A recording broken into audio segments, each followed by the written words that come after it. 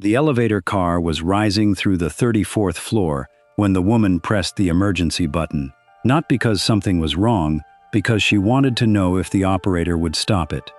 He did, smoothly. The car halted between floors. The woman smiled. A test passed and pressed the button again. The car resumed climbing. By the 40th floor, she'd tested him 5 times.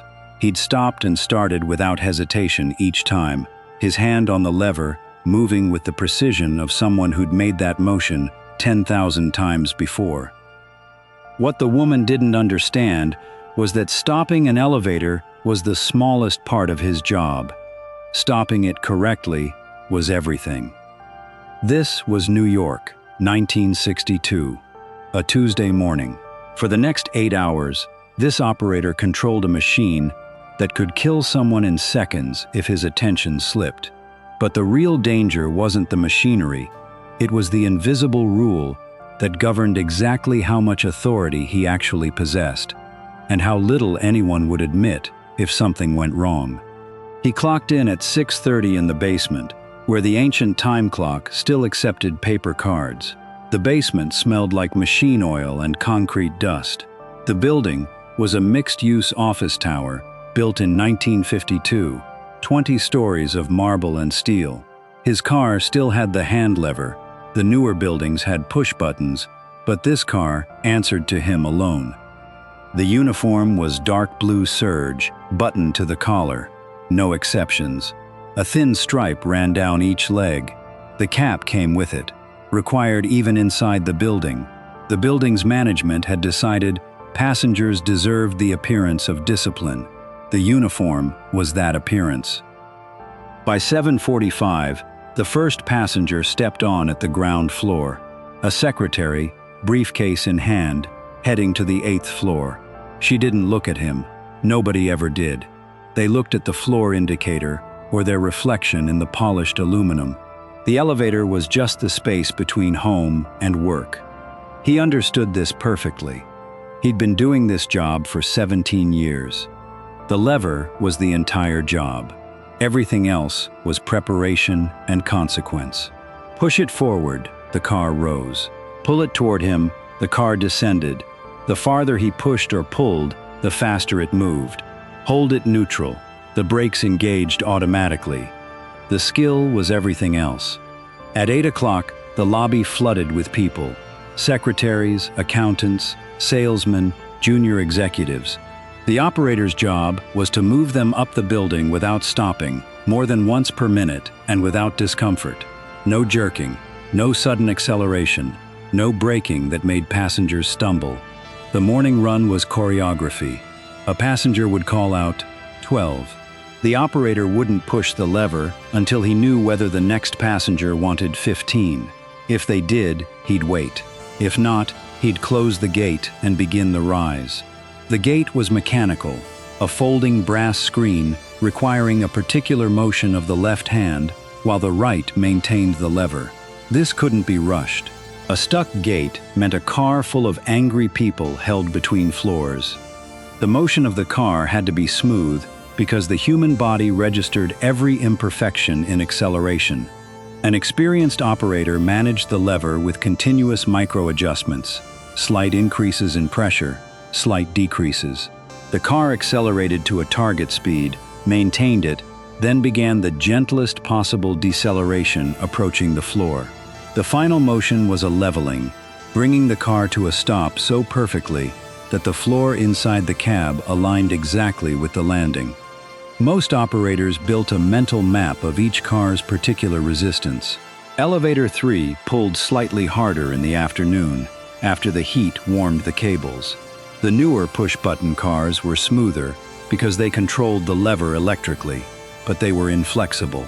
If a passenger wanted to stop between floors, the push-button cars wouldn't do it. The lever cars still could, if the operator decided the reason was legitimate. The morning rush lasted 45 minutes.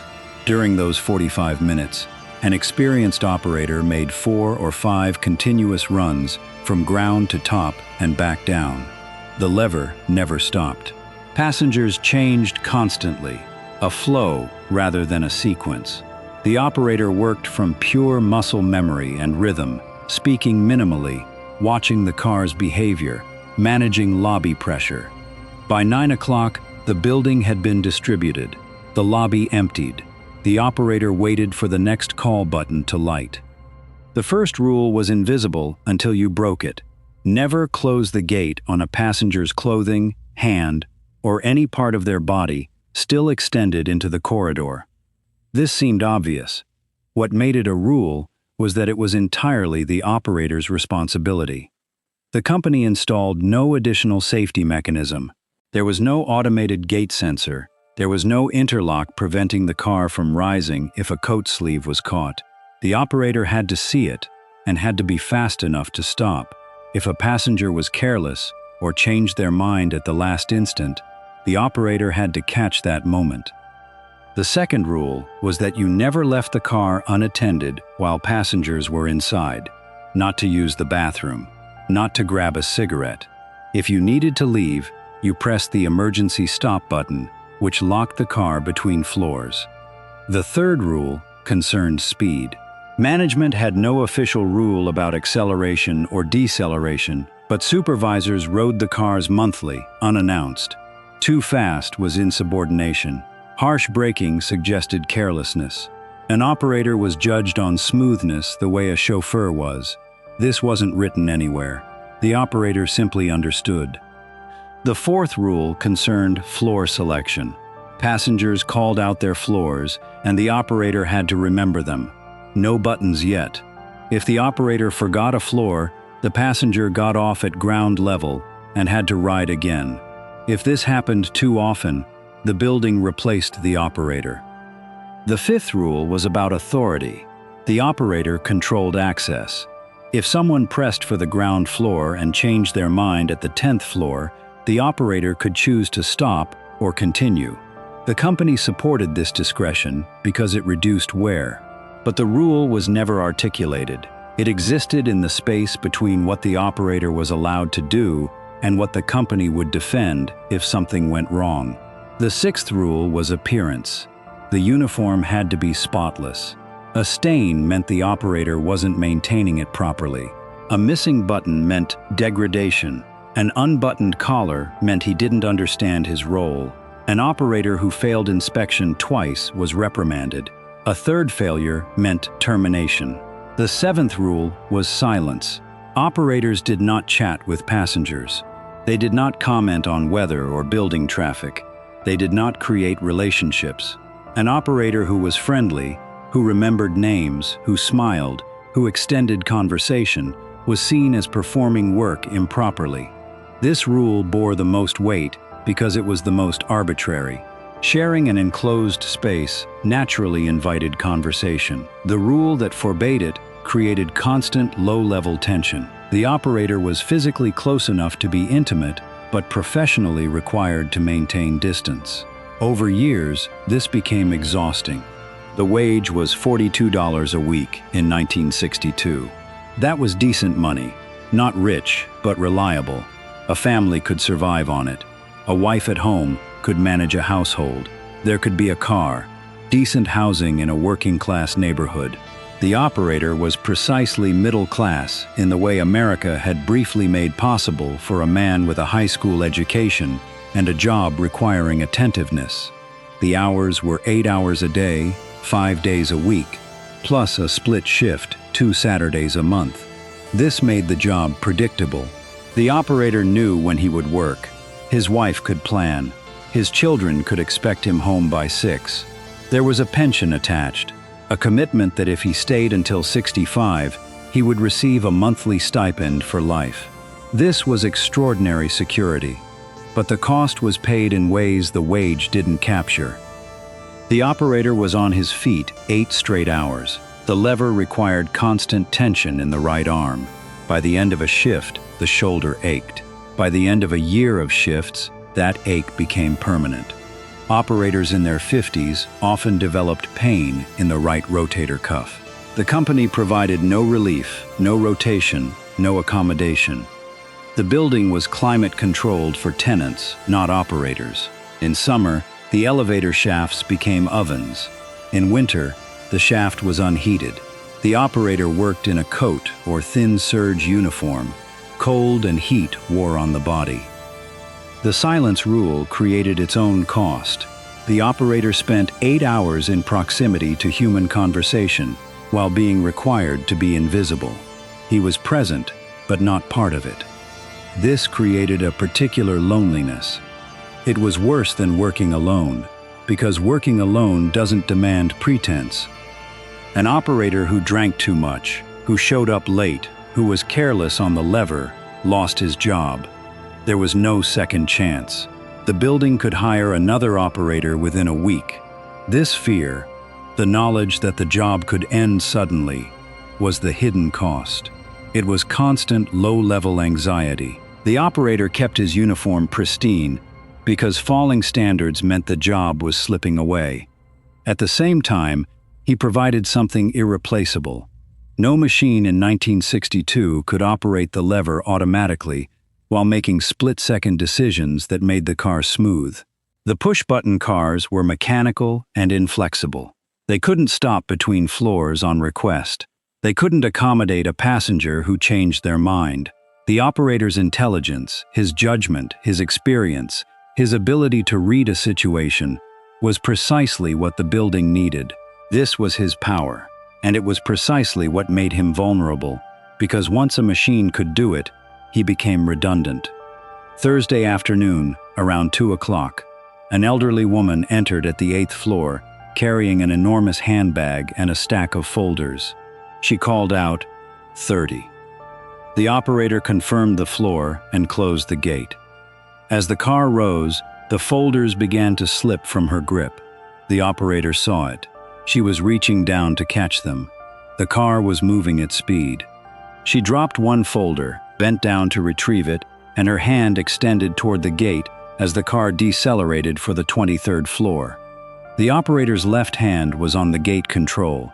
His peripheral vision registered the woman's position. The gate had already begun to close. He saw her hand extending toward the gap. This was the moment. He released the gate control. The gate halted mid-close. The woman's hand was still visible, fingers within inches of the brass mesh. She pulled her hand back, completing the retrieval of her folder. The gate resumed closing. No one said anything. The car stopped at the 23rd floor. The woman exited.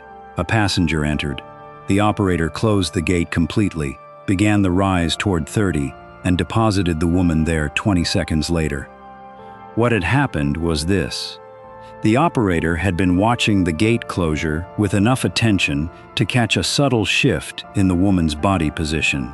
He had perceived that her hand would enter a dangerous zone. He had responded by releasing the gate control, a motion requiring conscious decision-making. The entire event consumed perhaps 2 seconds of his attention. The woman never knew how close she had come to serious injury. The company never knew it happened.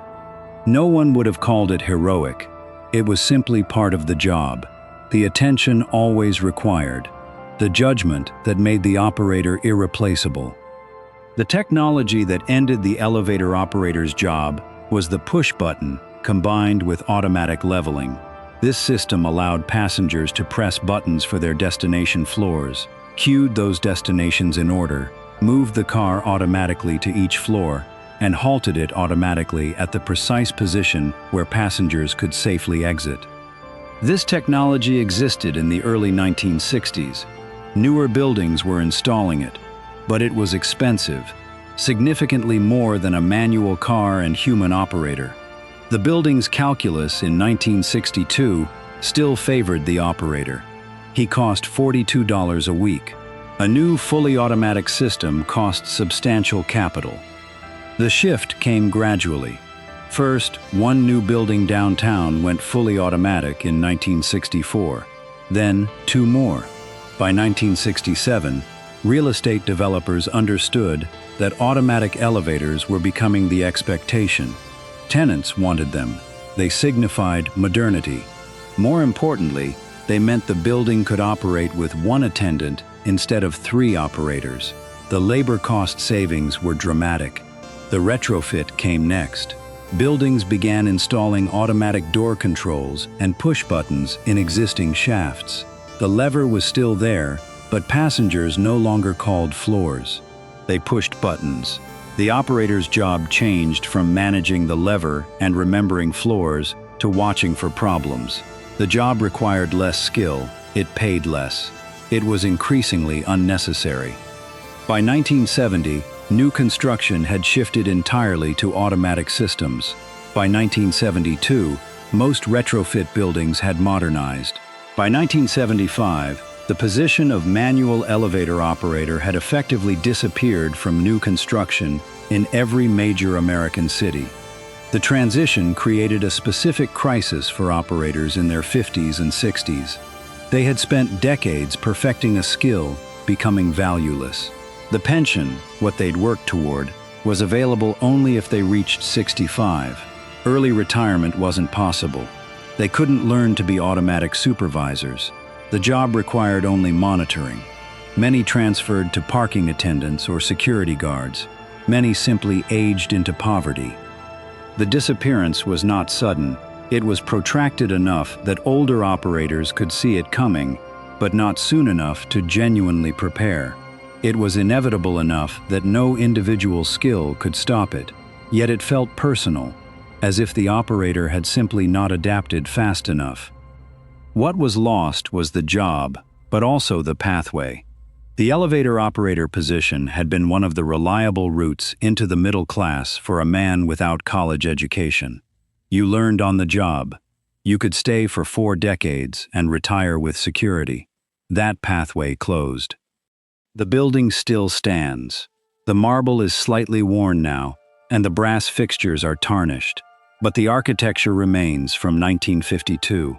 Inside, where 3 manual elevator cars once stood, there are now 6 automatic cars and 2 older manual systems, essentially unattended. One of the manual cars is still occasionally operated by a part-time attendant who is technically on payroll, but whose primary job is building security. The lever is still there, still physically capable of doing exactly what it did in 1962. The skill is gone, though. The person operating it is not managing the subtle accelerations and decelerations that made the old operator's work distinctive. They're simply pushing the lever forward and back, moving the car without grace, because people have come to expect abruptness from machinery.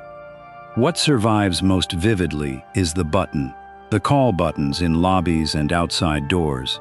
Every time someone presses one, they press the last mechanical descendant of what the elevator operator used to decide. The button waits. The system processes. The car arrives. The doors open automatically. The passenger enters, presses their floor, and the car rises without any person inside the shaft having made a judgment about how fast to move or whether to stop. The operator has been replaced by a program. The skill has become a sequence of electrical commands. The trust has become an assumption. There is one more trace, linguistic. In some buildings that still retain manual systems, staff still use the word operator to describe the person who runs the elevator. It's an archaic term now, because the operator operates almost nothing, but the word persists, a ghost of a job that required judgment and attention and years of practice. The button waits in the lobby, as patient as in 1962. Someone will press it, a car will arrive, and no one will know that once this upward motion required a person standing in that car, hand on a lever, measuring every inch of acceleration with the focus of someone who understood that the smoothness of this motion was the only visible part of their entire existence. If someone in your family worked as an elevator operator, share one detail they remembered, something about the routine, the passengers, or how they managed the lever. These are the details not in any official record. Subscribe to The Lost Shift for more forgotten jobs and the working lives that shaped the 20th century.